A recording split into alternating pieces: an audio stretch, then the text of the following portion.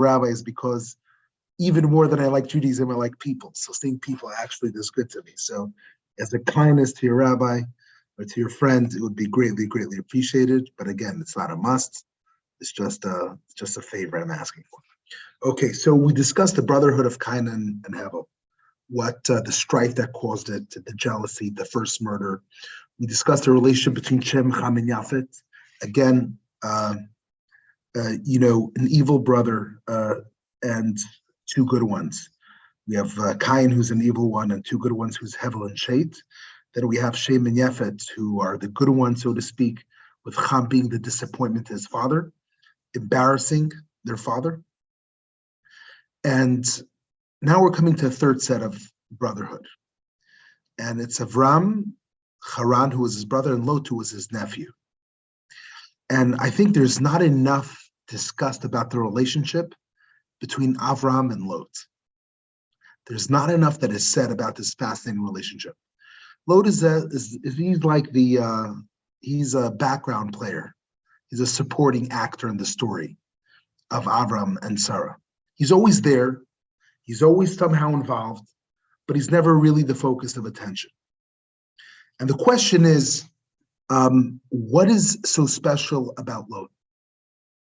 More importantly, Lot happens to motivate some of the most important actions in Avram's life. Lot actually motivates him to do some very extreme things. The Torah discusses the separation between Lot and Avram. Sam, I'd like to ask you to read it, if you can see the source. Second.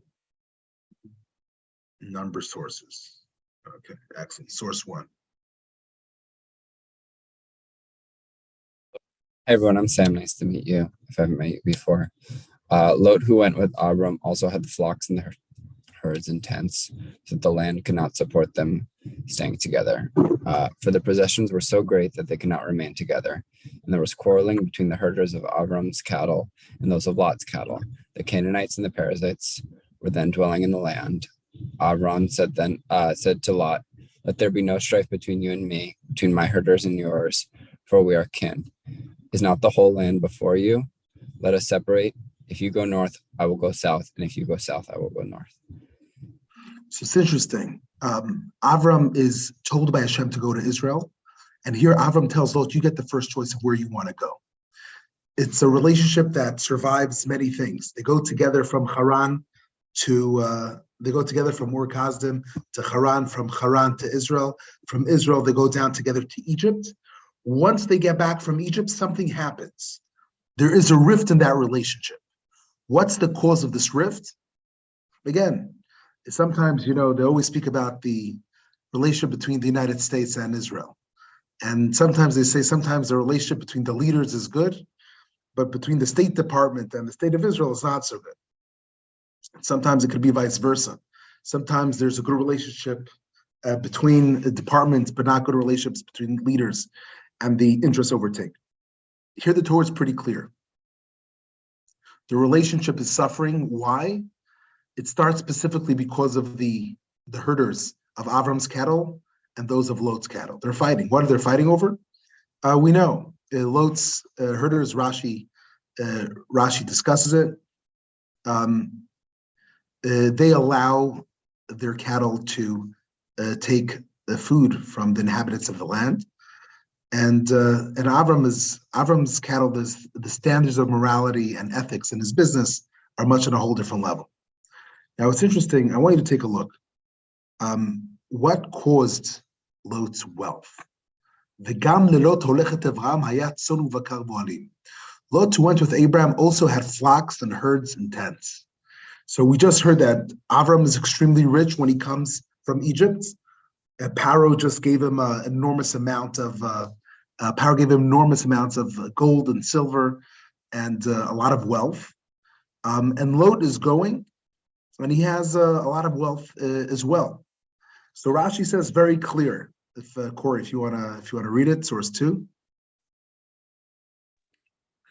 Ha'olech ad Avram, who went with Avraham or Avram? What brought it about that he possessed all this? The fact that he was accompanying Abram.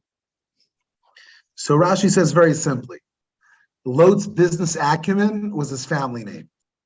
Like some people are successful because they're successful. Some people, he was in the right place at the right time. He was the nephew of Avraham. Avraham became extremely wealthy, and he rode the wave. Meaning, Lot doesn't have inherent talent on his own. He doesn't really shine on his own. His success is only based on the success of Avraham Avinu. That's what Rashi says. It's interesting. The Radak takes a very different take on it. And in two different places, the Radak was Rav David Kimchi, who was one of the great commentators of the Torah. He actually looks very positively at Lot. He says, number one, he says, source 13, no translation. Vayal b'chol asher lo shelo nifkad mimeno davar, velot imo, Lot is with him, af al pi shasova b'mitzrayim lo ratza lipared me'Avraham. The Radak actually sees this as a positive. The Radak is saying that, Lot could have stayed in Egypt. Abraham had issues. Abraham was kicked out because he lied to Pharaoh. He said that Sarai is his wife. Lot never lied to Pharaoh. Lot could have stayed in Egypt. Egypt was a much more successful country than Canaan. The fact that Lot was willing to leave the tri-state area to go live in the Midwest shows that he really wanted to be sticking to Avraham. So the Radak gives him a little bit more of a positive side. The Malbim goes back more negative towards the Lot. He says, "Velot imo, she'at lo haya tafel Avraham, kimo she'amar tchila velot ito." The Malbim says the first time we say that Lot went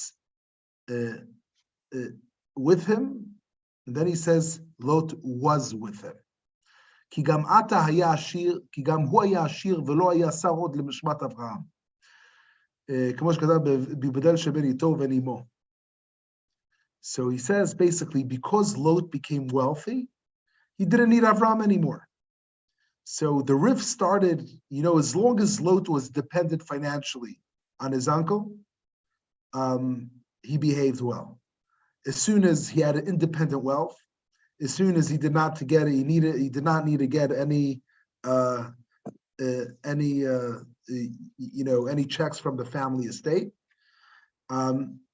That's when problems started to happen, and it's pretty clear because as long as they're in trouble, when they're going in poverty, going from one place to another, there's no issues at all. Issues start when they have wealth. As long as they're in poverty, everything's okay. Yeah, Sam, what was your question? So at this point, Lot is with Avraham, one, because he loves him, as some of these commentators are saying, but also he believes in Avraham's mission and connecting to Hashem as the one true God, right? So that's a good question. And that leads us straight into the next part that we're going to read. So Avram tells him you could go wherever you want. And what is he choosing to do? What is he choosing to do? He's choosing to go to look at source 6. So Lot is able to make a choice. He has to make a choice. Abraham gave him a very nice way, told him we're parting ways. Lot looked about him and saw how well watered was the whole plain of the Jordan, all of it. This was before Hashem has destroyed Sodom and Gomorrah, all the way to Zoar, like the garden of Hashem, like the land of Egypt. The beauty of Sodom is described that it is like Egypt. It's not Egypt, but it was like it. So Lot chose for himself the whole plain of the Jordan, and Lot journeyed eastward. Thus they parted from each other. Abraham remained in the land of Canaan, while Lot settled in the cities of the plain, pitching his tents near Sodom. Now the inhabitants of Sodom were very wicked sinners against Hashem.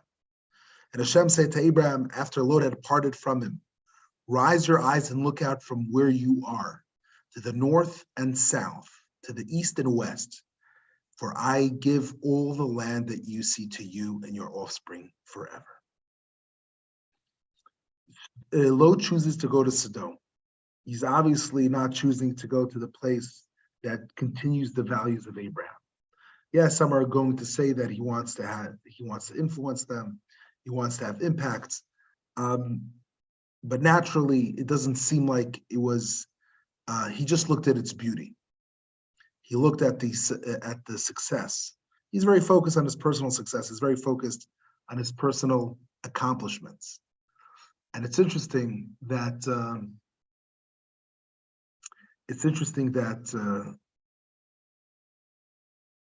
that there's a promise Hashem makes to Avraham. Come on in. Sit with me over here. There's a promise he makes to Avraham. Over here. It's in.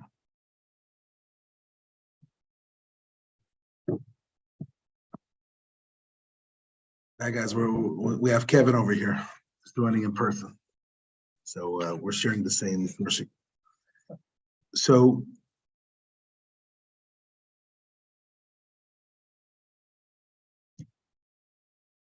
it's interesting. Hashem speaks to him about giving him the land of Israel and giving it to his offspring. Okay, it's another thing to keep in mind. So number one, Abraham is in a way, Hashem has to console Abraham for losing Lot.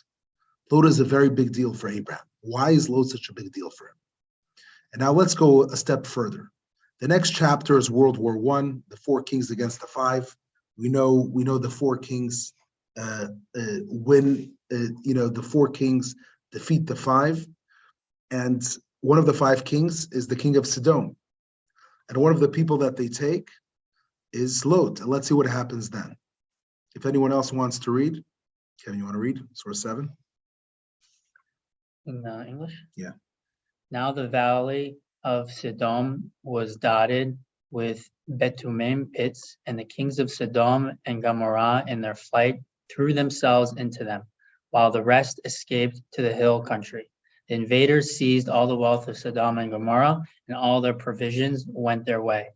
They also took Lot, the son of Avraham, brother, and his possessions, and departed, for he had settled in Sodom. A fugitive brought the news to Avraham, the Hebrew, who was dwelling at the terebinths of Mamre, the Amorite, kinsmen of Eshcol and Aner, these being Avram's allies. So basically, Abraham enters the world stage because of Lot. You have to understand, this is a major occurrence. There's a world war between 4 kings and 5 kings.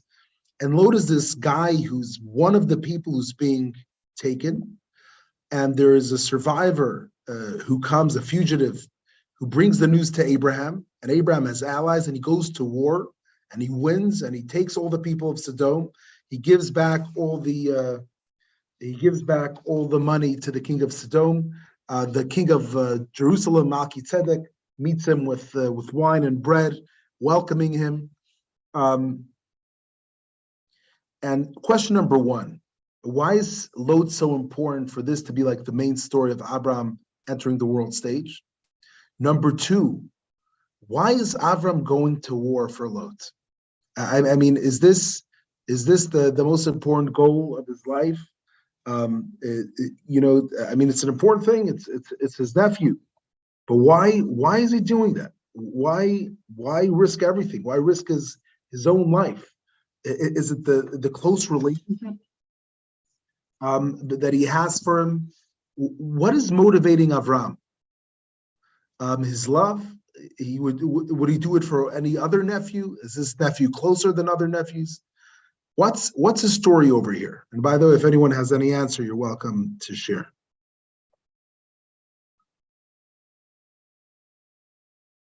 So now actually I want to look at the verses that are actually before all this happens. We read about in chapter 12. Abraham went forth as Hashem had commanded him, and Lot went with him. This is where we see that Lot goes with him. Abram was 75 years old when he left Haran. Again, it's very interesting. Lot is going with Avram from Haran to Israel. And it's interesting. And then it says, it repeats again. Vayikach Avram et Sarai ishto, ve'et Lot ben Achiv, ve'et kol rechusham asher achashu, ve'et hanefesh asher asu b'Haran, ve'yitz'u lelechet al Canaan, ve'yavou al Canaan. Abraham took his wife Sarai and his brother's son Lot, and all the wealth that they had amassed and the persons that they have acquired, they've set out forth to the land of Canaan, when they arrived in the land of Canaan. So first of all, why does it repeat twice? It already says that Lot went with him. It repeats a second time that he went with him. Again, look at source 8 and source 9. It says 2 times, one after another. Verse in Pasuk Dalet and Pasuk Hey. Lot went with him, and Abraham took Lot with him.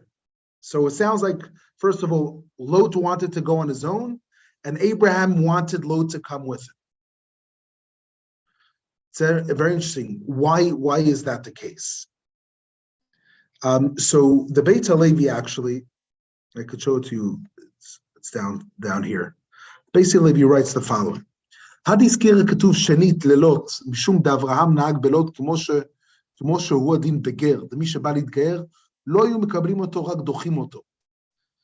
So the Beit HaLevi says that actually Abraham treats Lot the way he treats a convert. The way he treats a convert. What's special about why does he treat him like he treats a convert? Second, because a convert you're not supposed to accept right away. First, you're supposed to tell them, you're supposed to make sure that they persist. Only a second time when they persist, when they want to come, then you allow them to come with you. But it's interesting, when you look at the list of what Abraham is taking, he takes his wife, and then he takes Lot, and only then he takes all of his possessions, and it's a nefesh, all of his people, all of his followers. Lot is not one of his followers. Lot is up there up front. It's even more important to him than his possessions. Right after Sarai, Lot is the second most important thing to Abraham. The order of the listings. We discussed many times that the way it's listed, how Yaakov prepared his wives and sons, and he put Yosef and Rachel last when he's going to meet Esav. He's scared that they're going to get killed. So the ones he loved most, he kept at the end. We learn from the order. Here the order is very clear. He has Sarai, and then Lot, and then all of his possessions, and then all of the people. What's so special about Lot? Why is Lot special? Doesn't that imply Lot is not as important because he's in the front? When you're going to meet someone who's going to fight you, then whoever is in the front is not as important. When you're going on a God's mission, so then you take the most important with you first. Correct. So I think there's a very important point that sometimes is forgotten. Abraham has a son, Isaac. We speak about Abraham and Sarah not having children. But there was something much more than them not having children. Abraham loses 3 sons. And the first son is Lot, the second son is Eliezer, and the third son is Ishmael. There are 3 people that Abraham thought will be his progeny. He thought in the beginning, Abraham looked at Lot as his successor. He looked at Lot as his continuation. It's interesting, after, in chapter 15, after the whole story with the kings, and Abraham saving Lot's life, Abraham acknowledges he knows that Lot is not going to succeed him. Take a look, Samuel, if you want to read source 12. Sure, I have a quick question. When is the first time, is all this stuff happening before or after that Hashem tells Avraham that he's going to give birth to a great nation and have as many children as the stars? So there are multiple times when Hashem promises I'll give it. So for example, he promises, I'll give you and to your progeny the land of Israel. We've seen that before. We've seen that right over here. So how is we see that Hashem look at verse 14 over here. Mm-hmm. And Hashem said to Abraham, after Lot had departed from him, raise your eyes and look out from where you are, to the north, to the south, to the east, and to the west. I will give all the land that you see to you and your offspring forever. So God promising him the offspring, but then later there's also afterwards there's another promise for it's multiple times. But Oh, Avraham's God yeah, Avraham's on such a high level, like, and I can't imagine what it's like to like lose like a child, or like feel like you have lost a child when he loses Lot, and when he uses Eliezer, and when he uses Ismail.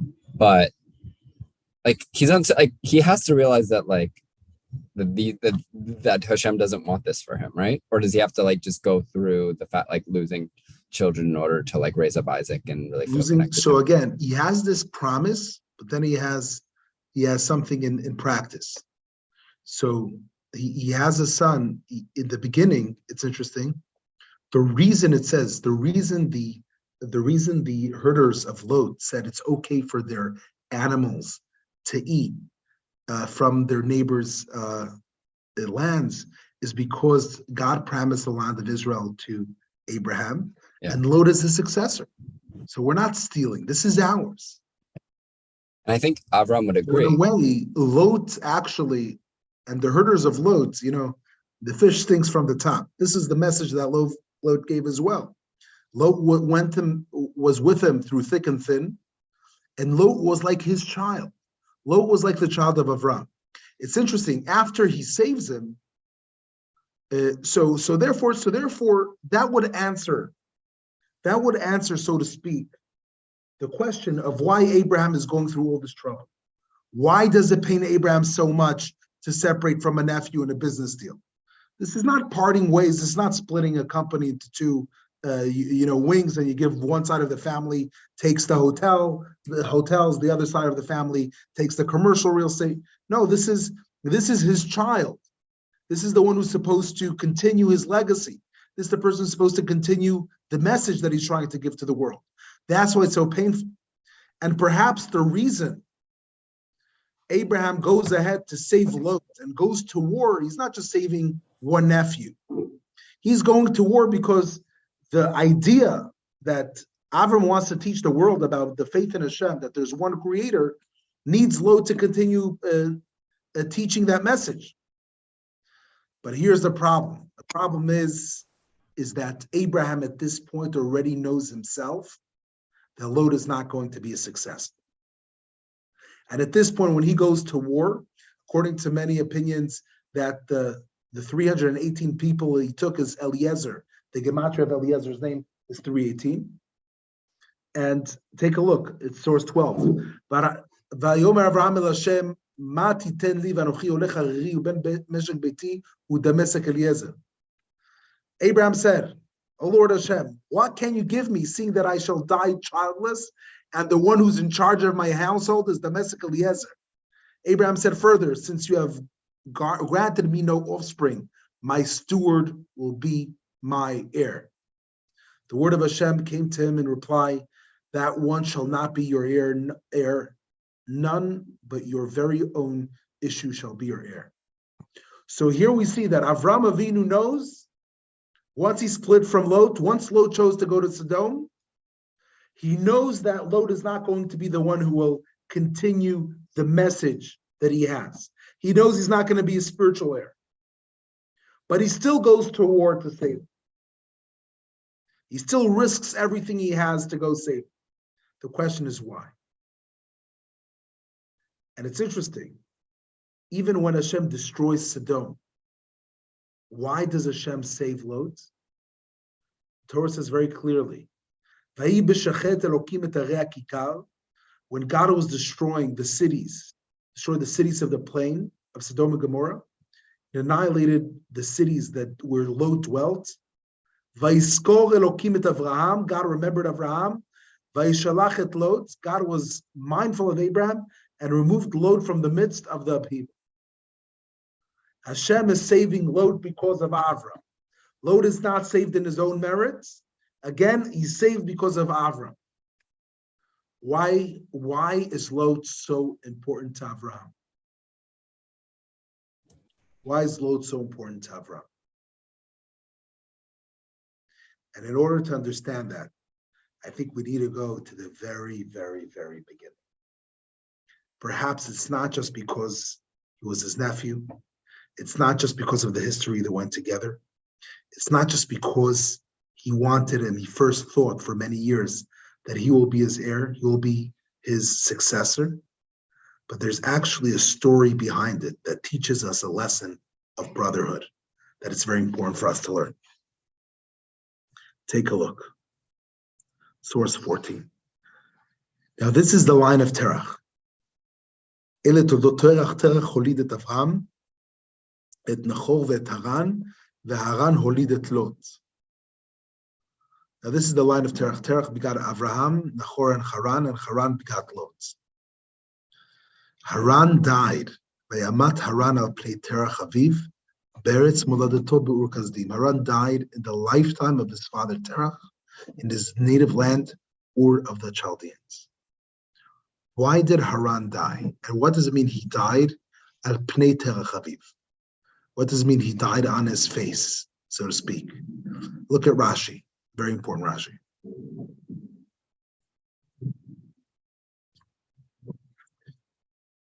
Meaning Rashi source 15. In the presence of his father Terach, meaning during his father's lifetime. Haran did not die of a natural death at an old age. He dies young. And the Torah tells us he dies young. Midrash Haggadah, Rashi quotes the Midrash, Shalidei Aviv met, Shekavali died not only in his father's life, he died because of his father. Why did he die because of his father? Shekaval Terach al Avraham b'no lifnei Nimrod. Terach complained to Nimrod, who was the king, Shekitetet Slamav, that Abraham broke his idols. Remember the story? Abraham, we all learned it in kindergarten, that Abraham was given idols to keep, and he destroyed the idols, and his father asked him what happened to the idols. He said, the big idol killed all the other idols. And Terach said, an idol can't do that. And Avraham said, if an idol can't even destroy other idols, why are you praying to it? What could it do? What value does it have?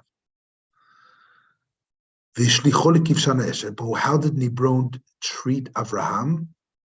He threw him into the furnace fire. Haran yoshev ve'omer belibo im Avraham notzeach ani mishelo. Avraham says, Haran, whose team was Haran? Haran had to choose. Is he on his father's team? Or is he on his brother's team? And Abraham decides that he's going on a mission. He's going to introduce the world to HaKadosh Baruch Hu, to one God. Haran is sitting, he's waiting to see who's going to win. You know, it's the guys who are watching Argentina playing France. And after Argentina wins, they say, oh, of course we're for Argentina.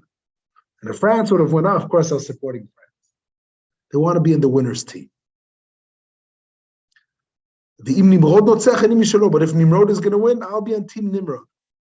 When Abraham walks into the furnace fire, and I'm sure this was not done privately, everyone are looking and observing what's happening, and Avraham walks out of the fire unscathed, without a sunburn, doesn't even need to put aloe vera on his hands. Nimrod looks at Haran, the younger brother, and he says, whose team are you on? Whose team are you on? I'm on team Abraham. So they took Haran, they put him into the fire, and he burns. Because he wasn't really believing in Hashem for the sake of believing in Hashem. He wasn't on Abraham's level. He wasn't worthy of the miracle. V'zeu ur kasdim. That's why it's called ur kasdim. Ur is a fire. What does this tell you? This is Abraham's first, in a way, perhaps the first, according to some opinions, the first test of Abraham. Sue, it's great to see you. The first test of Abraham is not that Ur Kasdim, people say that he went through the fire. Perhaps Abraham's first test is that his brother got killed because of his beliefs. Abraham is starting a revolution. And Abraham is introducing the world to HaKadosh Baruch Hu. But sometimes when you're running a marathon, your younger sibling is going to trip up and fall. And this is what happens to his brother Haran.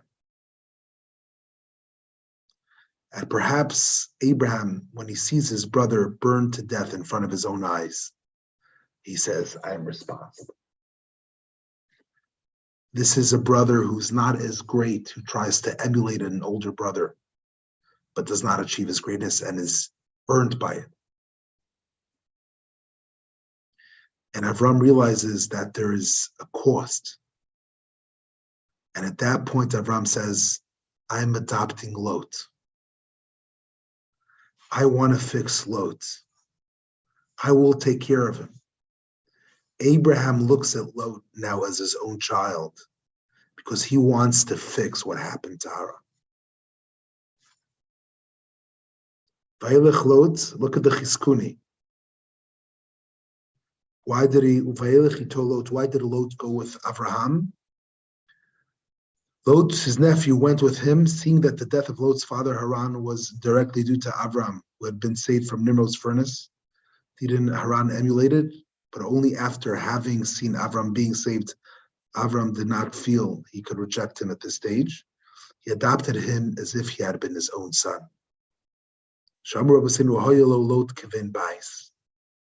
He becomes his own son. So perhaps when Lot is in danger by being captive by the four kings, Abraham says, I'm not losing him again. I already had once a brother who was killed because of me. I'm not going to have my brother's son being killed. I'll do whatever I can to save him. And take a look at the psukim. It's out of the love of his brother.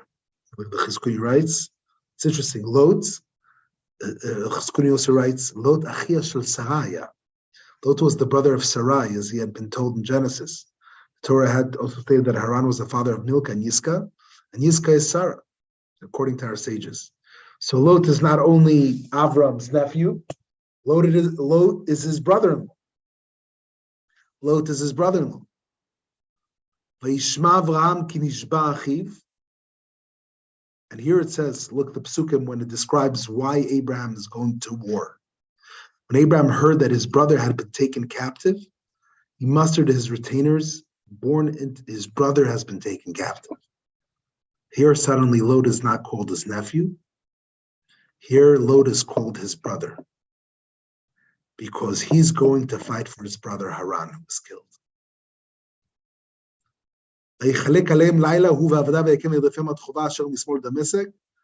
וישב את כל הרכוש וגם את לוט אחיו ורכושו השיב וגם את הנשים ואת העם.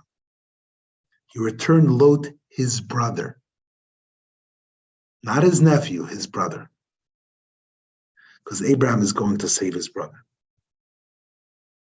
So I think, it's very interesting. We just learned about a brother who was good and evil, and the evil brother kills the good one.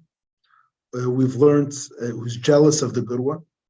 And now we see not an evil brother, but not his great brother, who gets hurt inadvertently by not being able to live up to the greatness of his brother. And Abraham feels that responsibility. Avraham feels that responsibility. And that responsibility is what motivates him to take care of Lot for the rest of his life. Sam, what was your question? I answered it for myself. What? I figured it out. Yeah. Excellent. Elise, what's your question?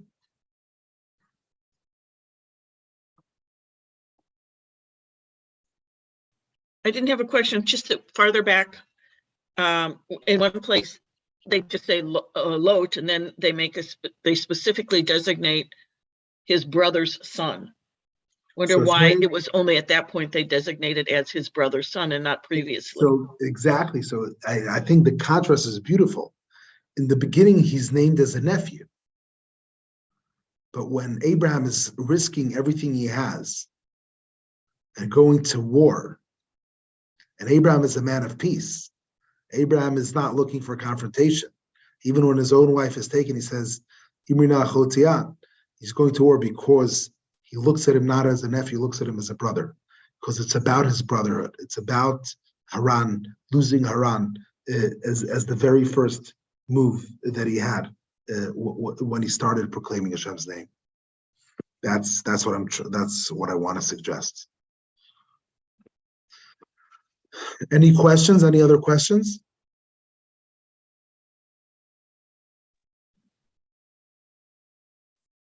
I think part of the thing that was interesting for me, I was thinking about it. I was like, why does Hashem like not deem Lot as like what qualities in Lot is like he's not worthy of like inheriting the whole land? Like why is he not like on Avram's level? But I think like Lot is still part of the Jewish people, right? Like we didn't really even talk about like the story after like Sodom and Gomorrah, but like he still like is encompassed, even though he's like messed up and he's not on Avram's level, he's still like included in the Jewish people, which I thought was interesting. So he's not really included. He's not part of the Jewish world. He has his two daughters have children. Yeah. It's Ammon and Moab. These are some of the countries that, besides Ruth, who converts and becomes a grandmother of King David, it's actually these are two nemesis of the Jewish people. So not exactly. But Ruth, doesn't Ruth's like Ruth is the like we will eventually give birth to like King David, like her lineage. So that's one person. Yeah, that's true. Again, listen, there are converts from many nations, but as a whole, his children are not part of the Jewish people. So even though Avram wanted him to be, and he like in some ways he couldn't get on the bandwagon enough. So exactly. So even though Avram